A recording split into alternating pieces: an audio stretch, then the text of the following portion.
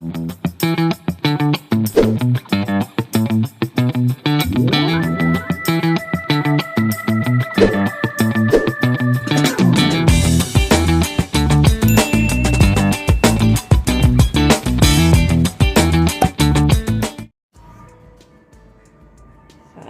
guys, magluto tayo ng ating ulam ngayon.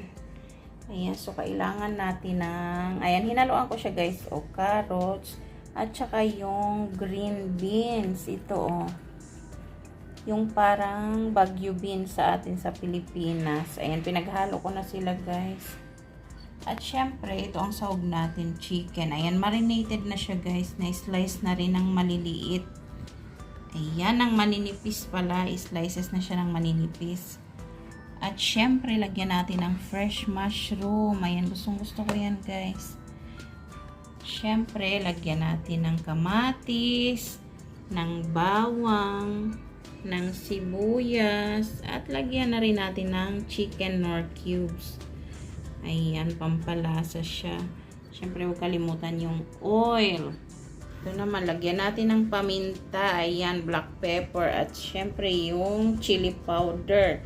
Ayan, kung gusto nyo lang guys ng chili powder ha. At syempre, yung ating oyster sauce. Ayan. So, mag-start na tayo guys ng ating paggisa.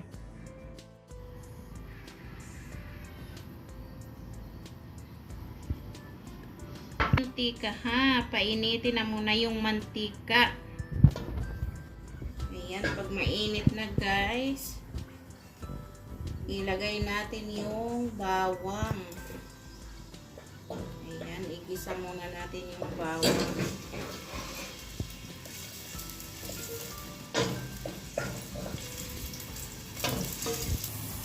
So, ayan guys, medyo pag anuhin natin yung bawang, mag-brown lang siya ng konti guys, para mas mabango. At mas malasa syempre kapag nagisa nyo siya ng maigi. Ayan. Ang bango guys. Alam nyo pag nagisa kayo ng bawang talagang hindi nyo maitatago ang amoy.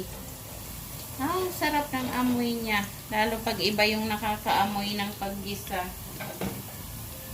Ayan. So ilagay natin guys yung sibuyas. Ayan. Gumamit kami ng Indian onion ang tawag nito dito. Ayan, sa atin mas malasa yung ganitong sibuyas.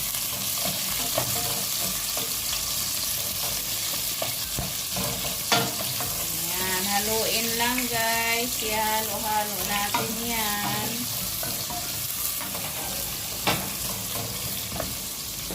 Ayan, isunod na natin yung kamatis.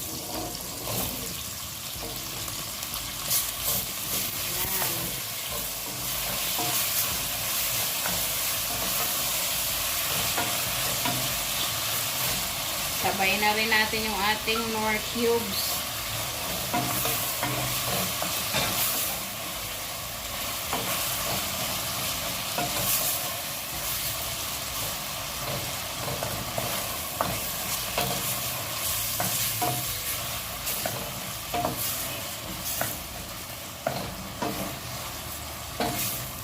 So, habang ginigisa natin yan guys, pwede na natin isabay yung chicken.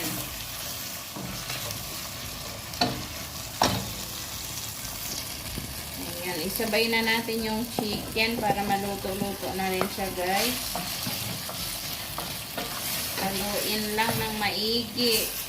Yung chicken, madali lang yan maluto. Kapag pumuti ang laman niya, luto na po yan.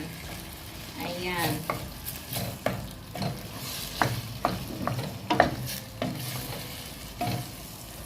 Halo-halo lang natin guys. So yung mga simpleng ulam sa atin sa Pilipinas pero masarap. Ayan, di ba? Kahit gulay lang pero masarap na. Ayan, meron naman siyang sahog na chicken.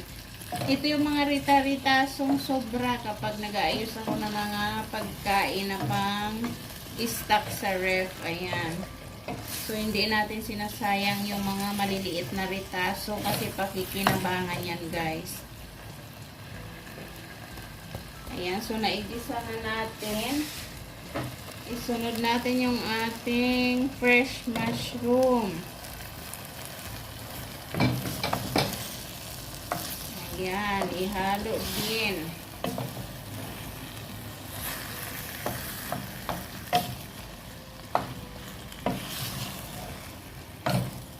Ayan, sana magkasya yung ating gulay dito sa ating kaldero. Dahil maliit yung aking nakuha.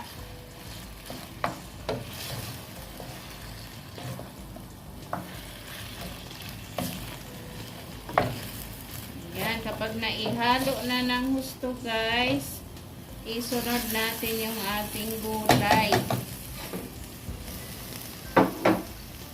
Ayan, ilagay na natin yung ating carrots at green beans. Pagsabay-sabayin na yan guys. Ayan, napuno na ang ating kaldero. Puno na siya. Mamaya pag medyo lumambot yan guys, magkakasya yan dyan lahat.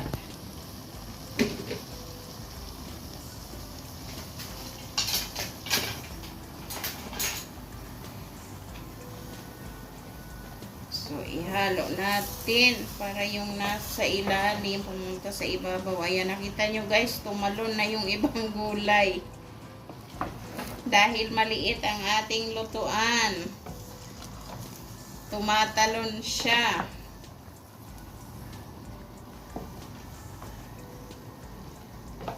Ayan, yung mga nagda-diet dyan guys. Ganito, pwede na tong pagkain kasi more on vegetable siya.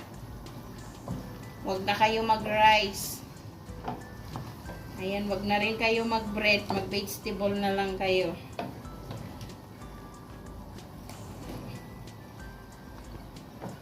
So, pag naihalo natin siya guys, lagyan na natin ng pampalasa. Ayan, timplahin na natin yan. Lagyan natin ng oyster sauce. Ayan, kayo na po magtansya ng alat. Ayan, tansyahan na lang ito. Ayan, maubos na rin po pala ang aking oyster sauce. Kaya lalagyan natin siya ng mainit na tubig. So, ayan guys, nilagyan ko ng mainit na tubig sa bote niya. Ayan. Iganyan natin para makuha yung ibang mga nasa gilid na oyster sauce. Ayan, yan ang magiging sabaw niya konti. Ayan, so ilagay na natin.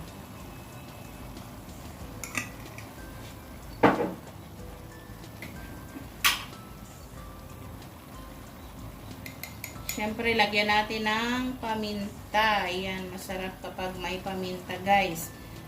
Ayan, nasa sa inyo po kung gaano karaming paminta ang gusto nyo ilagay.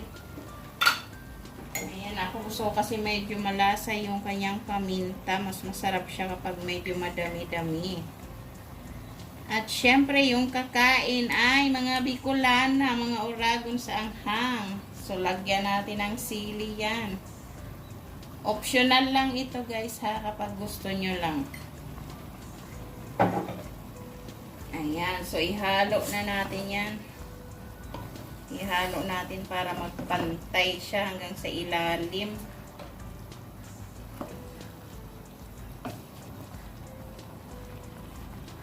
Pwede rin kayong maglagay ng patis guys. Ayan, nasa sa inyo po kung ano ang gusto nyong ipang-alat. Patis ba or soy sauce, oyster sauce. Ayan, nasa sa inyo po yan. Ayan, sa akin naman ang ilalagay ko is oyster sauce lang tsaka yung Knorr cubes. Ayan, maalat na po yung ganyan. Kaya tama na yan.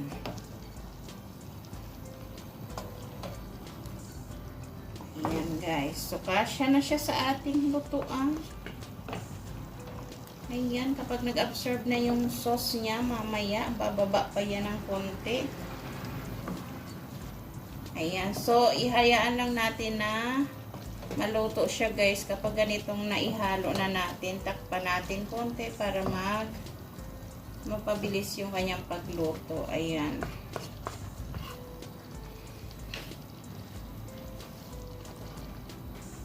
So, takpan muna natin guys ng ilang minuto. Ayan, mga 10 minutes. Okay na yan. Ayan, luto na siya guys. Ayan na po ang ating gulay. Ayan. So, luto na yan. Konting kulo lang guys. Masarap yung medyo crunchy ang gulay. Ayoko ng overcook na gulay kasi hindi siya masarap guys. So okay na po ito. Ayan, maluluto pa siya ng init niya. Ayan, so pwede na natin siyang patayin. I-off na natin ang apoy guys dahil luto na po iyan. Ayan, alam nyo yung init niya, kahit i-off nyo na ang apoy, lulutuin pa siya ng gusto mamaya dahil mainit na mainit po yan. Ayan, umuusok-usok pa talaga. Ayan na guys. So, okay na po yan. Pwede nyo nang i-off ang apoy. Ayan. Diba ang sarap guys? Ayan, simpleng ulam pero ang sarap na niyan. Ayan, mamaya samahan nyo kaming kumain ni Budos guys. Ayan.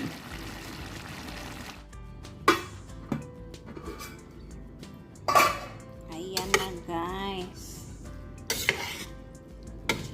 Ayan, kainan na, maggulay lang tayo ngayon.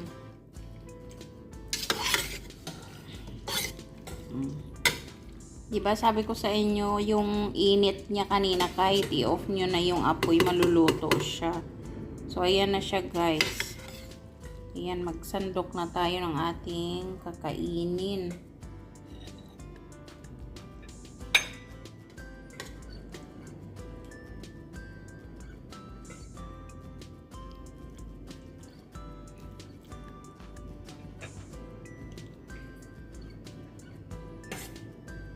Ayan, wag na mag-rice. Ito na lang.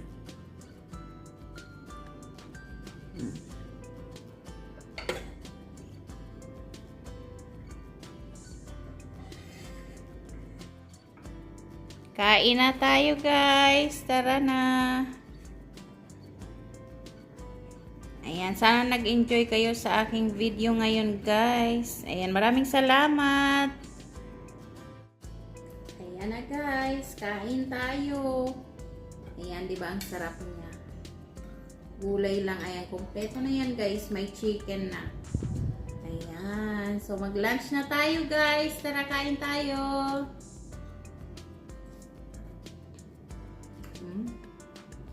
Di ba ang sarap?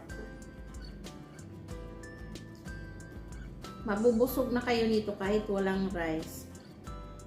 Ayan, tapos may konti siyang anghang-anghang guys. Ang sarap.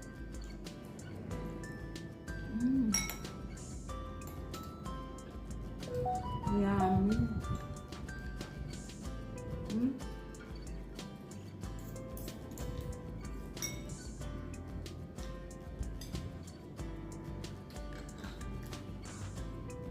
Kahit wala akong rice, basta ganitong pagkain ko, gustong gusto ko guys. Gusto ko talaga ng gulay.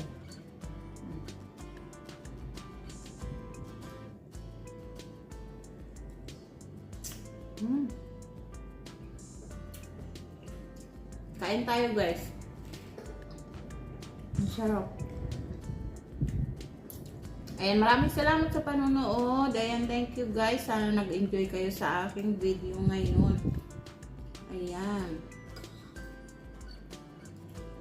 Maraming salamat. God bless you all. Ayan, enjoy the lunch. Thank you.